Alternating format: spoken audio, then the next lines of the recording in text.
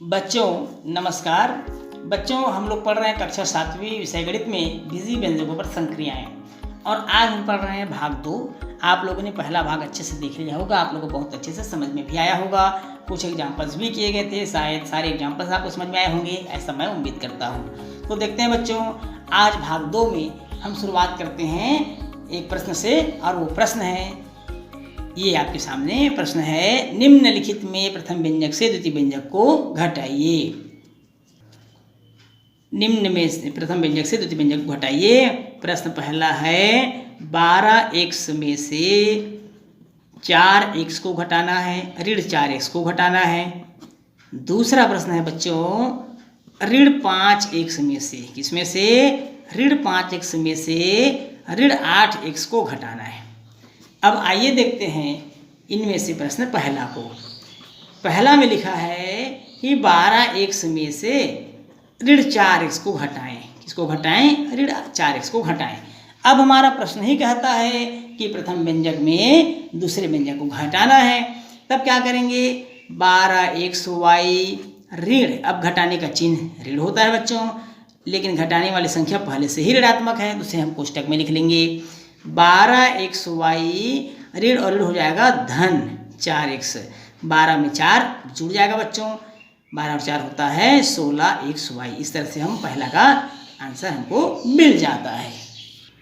अब इसमें दूसरा प्रश्न है बच्चों, ऋण 5x में से ऋण 8x को घटाना है। तो आइए देख इसको घटाते हैं। ऋण 5x में से 8x को घटाते हैं। दूसरा है ऋण 5x में से 8x को घटाइए। चूंकि घटाने वाली संख्या 8x ही ऋणात्मक है, इसलिए हम उसको ब्रैकेट में लिखेंगे। ऋण 5x ऋण का गुणा ऋण से होगा तो हो जाएगा धन। अब और 8 और 5 घटा देंगे बच्चों, तो 8 में 5 घटाएंगे कितना बचेगा? 3x। कितना बचेगा? 3x। इस तरह से आपको आंसर प्राप्त हो जाता है 3x। बच्चों आइए देखते हैं अब हम बीजी व्यंजकों का गुणन, बीजी व्यंजकों का कैसे हम गुणा किया जाए, क्योंकि इससे पहले हमने बीजी व्यंजकों को जोड़ना और घटाना सीखा। अब आइए देखते हैं बीजी व्यंजकों का गुणन। राधा के पास m खिलौने की पेटियां हैं और प्रत्येक में n खिलौने हैं। ध्यान से सुनेंगे बच्चों, राधा के पास m खिलौने की पेटियां हैं और प्रत्येक में n खिलौने हैं। तब खिलौनों की संख्या क्या होगी? आइए देखते हैं। हमारे पास 3 पेटियां, देखिए चित्र में दिख रहा है आपको, पहली पेटी, दूसरी पेटी और ये तीसरी पेटी। पहली पेटी में n खिलौने हैं। कितने खिलौने हैं बच्चों? प्रश्न कथनानुसार n खिलौने। दूसरी पेटी में भी n खिलौने हैं, n खिलौने हैं। तीसरी पेटी में भी n खिलौने हैं, n खिलौने। और ये n खिलौने की mवी पेटी है, बहुत सारी पेटियां हैं। ये n खिलौने की mवी पेटी है। कौन सी पेटी है? mवी पेटी है ये। तो इस तरह से हमारे पास खिलौनों की बहुत सारी पेटियां हैं, m पेटियां हैं। अब हमको खिलौने की कुल संख्या मालूम करना है। आइए देखते हैं खिलौनों की कुल संख्या हम कैसे मालूम करेंगे। खिलौनों की कुल संख्या हमको मालूम करना है बच्चों, खिलौनों की कुल संख्या। क्या मालूम करना है? कुल संख्या मालूम करना है। तो कुल संख्या हम कैसे मालूम करेंगे? अब देखेंगे पहले पेटी में खिलौनों की संख्या। तो पहली पेटी में कितने हैं बच्चों? n खिलौने। कितने खिलौने हैं? n खिलौने। धन। दूसरी पेटी में खिलौने की संख्या, ये भी n है, यहाँ भी n खिलौने हैं। तीसरी पेटी, चौथी पेटी, पांचवी पेटी, सब में n खिलौने हैं। तो इस तरह से dot dot dot dot dot और चलते हैं हम अंतिम पेटी की ओर। और अंतिम पेटी में भी n खिलौना है जो m बार आया हुआ है। m बार मतलब कितनी बार हमें नहीं मालूम, m बार आया हुआ है, ऐसा हम मानते हैं। अब हम देखेंगे n बहुत सारी पेटियों में है और n गुणित कुल पेटियों की संख्या, क्योंकि हमारे पास पेटियां कितनी हैं उससे हम गुणा कर देंगे कुल पेटियों की संख्या। और हमने कुल पेटियों को कितना माना है बच्चों? mवी बार, अर्थात m पेटी है तो n गुणित m, n गुणित m। अब n गुणित m हो जाएगी, अर्थात m खिलौनों की संख्या हो जाएगी। अब हमारे पास कुल मिलाकर के m या mn कह सकते हैं, इतने खिलौने हमारे पास सभी पेटियों में है। बच्चों पुनः विचार कीजिए, यदि एक आयत की लंबाई 5 मीटर, चौड़ाई 3 सेंटीमीटर में आयत की लंबाई 5 सेंटीमीटर और चौड़ाई 3 सेंटीमीटर है तो उसका क्षेत्रफल कितना होगा। लंबाई 5 सेंटीमीटर, चौड़ाई 3 सेंटीमीटर है। पूर्व की कक्षा में हमने आयत का क्षेत्रफल पढ़ा है और ये आयताकार एक चित्र दिखाई दे रहा है आपको। तो आयत का क्षेत्रफल क्या होता है बच्चों, आपने कक्षा 5वीं में पढ़ा, 6वीं में पढ़ा, तो आयत का क्षेत्रफल क्या पढ़ा आपने। आयत का क्षेत्रफल होता है लंबाई गुणित चौड़ाई। कितना होता है बच्चों, लंबाई गुणित चौड़ाई। अब यहाँ देखिए बच्चों, लंबाई कितना दिया हुआ है, लंबाई दिया है 5 सेंटीमीटर। कितना दिया बच्चों, 5 सेंटीमीटर। तब हम यहाँ लिखेंगे 5 गुणा चौड़ाई कितना दिया बच्चों, 3 सेंटीमीटर। कितना दिया है, 3 सेंटीमीटर। अब 5 गुणा 3 से करेंगे, 5 एकम 5, 5 दूनी 10, 5 दिया 15 सेंटीमीटर स्क्वायर, क्योंकि क्षेत्रफल को वर्ग से संबोधित करते हैं, वर्ग से इंडिकेट करते हैं। तो सेंटीमीटर घात 2, ये 15 वर्ग सेंटीमीटर इस चित्र का, इस आयत का क्षेत्रफल होगा। बच्चों ध्यान रखने बात यह है, ध्यान रखने योग्य बात यह महत्वपूर्ण है कि जब किन्हीं दो बीजी व्यंजकों को आपस में गुणा किया जाता है, जब किसी या किन्हीं दो बीजी व्यंजकों को आपस में गुणा किया जाता है, तब पूर्णांकों का पूर्णांकों के साथ और चरांकों का चरांकों के साथ गुणा हो जाता है। आगे हम देखेंगे बच्चों, पूर्णांकों का पूर्णांकों के साथ और चरांकों का चरांकों के साथ गुणा होता है। आइए देखते हैं किस प्रकार से गुणा होता है। आइए देखते हैं बच्चों, प्रश्न पहला। बच्चों प्रश्न है, व्यंजकों ऋण 5a एवं 6b धन 3c को गुणा कीजिए। अब इसे हम गुणा कैसे करेंगे, आइए देखते हैं। ऋण 5a का गुणा हमको करना है 6b धन 3c से। अब गुणा कैसे होगा बच्चों, क्रमशः गुणा होगा। इस ऋण 5a का गुणा पहले हम 6b से करेंगे बच्चों, और इसी ऋण 5a का गुणा हम फिर करेंगे धन 3c से। तो कैसे, इसको हम इस तरह से लिखेंगे, ऋण 5a का गुणा हो रहा है 6b से, यहाँ धन का चिन्ह है बच्चों तो धन का चिन्ह लगाएंगे, लेकिन जिससे हम गुणा कर रहे हैं वो ऋणात्मक है तो उसको हम लिखेंगे कोष्टक में ऋण 5a, और इसका गुणा हो रहा है 3c से। अब आइए देखते हैं, जैसा अभी मैंने आपको बताया कि चरांकों का चरांकों के साथ गुणा होता है और पूर्णांकों का पूर्णांकों के साथ। तो यहाँ पूर्णांक क्या क्या है, ऋण 5 है और यहाँ 6 है, तो 6 पंचे 30, लेकिन यहाँ ऋण है बच्चों इसलिए ऋण 30 हो जाएगा।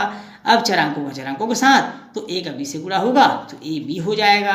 अब देखिए बच्चों, यहाँ धन का चिन्ह है, यहाँ ऋण का चिन्ह है, तो धन और ऋण के गुणा में हमेशा होता है ऋण। धन और ऋण का गुणा क्या होता है बच्चों, ऋण होता है। अब फिर 5 का गुणा हो जाएगा 3 से, तो 5 से कितना होगा 15, कितना होगा बच्चों 15, और a का c से गुणा होगा तो ac हो जाएगा। तो इस तरह से हमारा प्रश्न हो गया, प्रश्न का उत्तर हो गया 30ab ऋण में ऋण 30ab ऋण 15ac, ये हमारा आंसर है बच्चों। तो इस तरह से हम ये जानकर कि पूर्णांकों का पूर्णांकों के साथ और चरांकों का चरांकों के साथ गुणा होता है, हम इसको हल कर लिए। चलिए बच्चों देखते हैं अगला प्रश्न।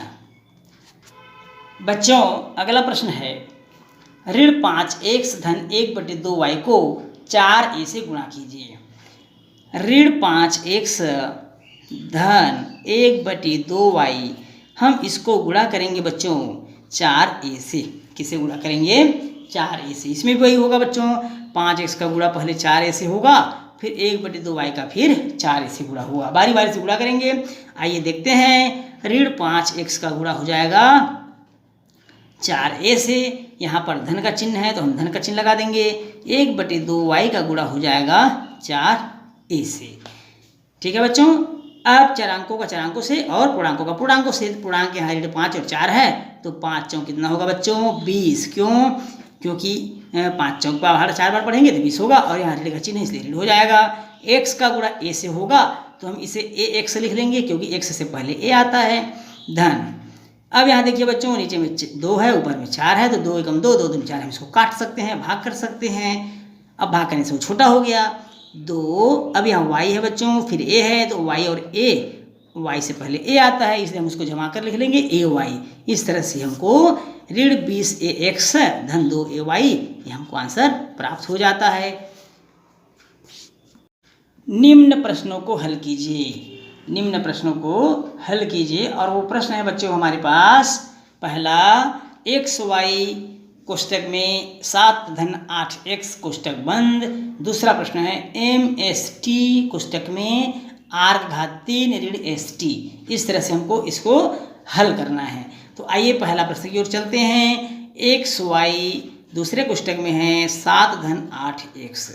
अब यहाँ बच्चों जैसे इससे पहले हमने किया था गुणा, एक्स वाई का गुणा पहले 7 से होगा, फिर इसी एक्स वाई का गुणा 8 एक्स से होगा।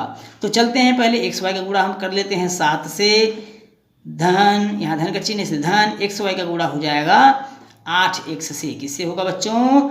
8 एक्स से। तो 7 गुणा एक्स वाई से करेंगे तो 7 एक्स वाई प्राप्त होगा, क्योंकि यहाँ पर कोई पूर्णांक नहीं है इसलिए 1 मानेंगे। 7 एकम 7 एक्स वाई धन। अब यहाँ देखेंगे बच्चों, यहाँ 8 पूर्णांक है, यहाँ पूर्णांक नहीं है तो 8 एकम 8।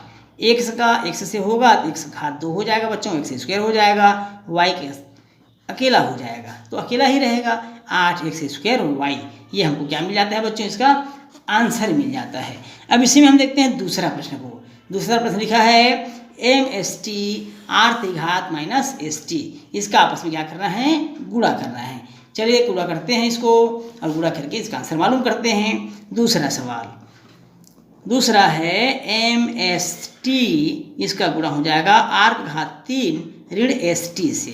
तो वैसे ही इससे पहले जैसा हमने गुणा किया था, एम एस टी का गुणा पहले आर त्रिघात से होगा, फिर इसी एम एस टी का गुणा हो जाएगा एस टी से हो जाएगा।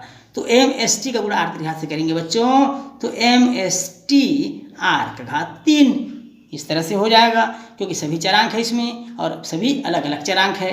फिर एम एस टी का गुणा अगर हम एस टी से करेंगे तो यहाँ एस का गुणा एस से होगा तो एस स्क्वायर हो जाएगा, वैसे टी का गुणा टी से होगा तो टी स्क्वायर हो जाएगा, M S square T square. इस तरह से हम इसका भी आंसर मालूम कर लिए।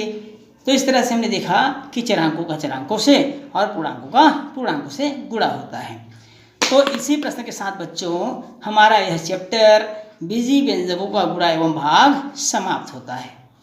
बीजी व्यंजकों पर संक्रियाएं पढ़ रहे थे हम कक्षा 7वीं में, यह समाप्त होता है।